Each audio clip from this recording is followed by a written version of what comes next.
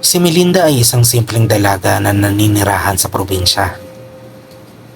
Kilala siya bilang masipag at maalalahanin sa kanyang pamilya. Isang araw, habang pauwi mula sa trabaho, nakatanggap siya ng tawag mula sa kanyang nakababatang kapatid na si Tere.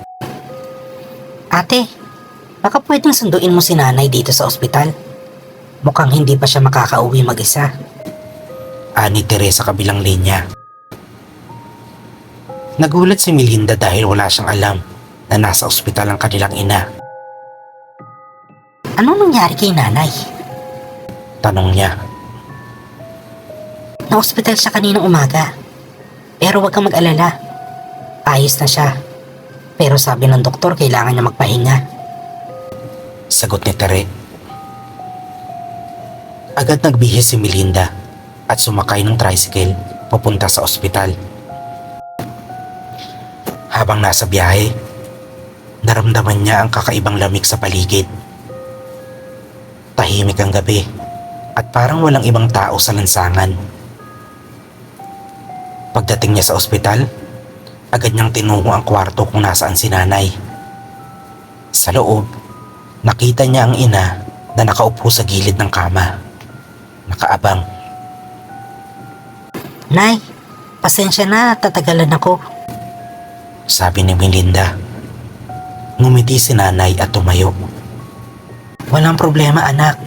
Salamat at sinundo mo ako. Sabay silang lumabas ng ospital. Napansin ni Melinda na parang kakaiba ang bigat ng paligid. Ngunit binaliwala niya ito. Habang naglalakad sila pa uwi, halos walang imik si nanay.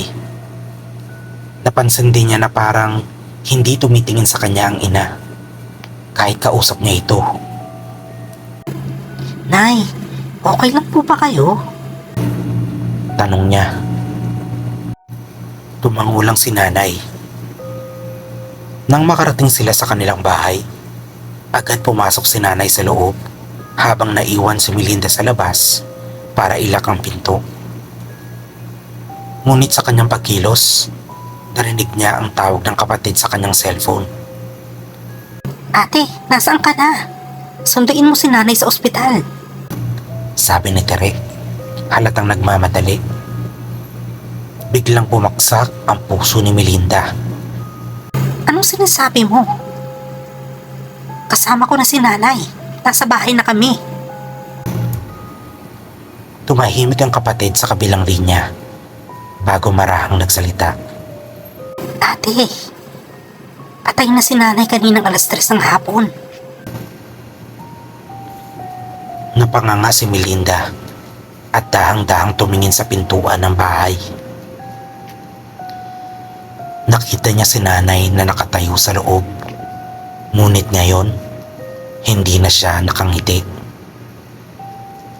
Maputla ang mukha nito at ang mga mata ay malalim na itim.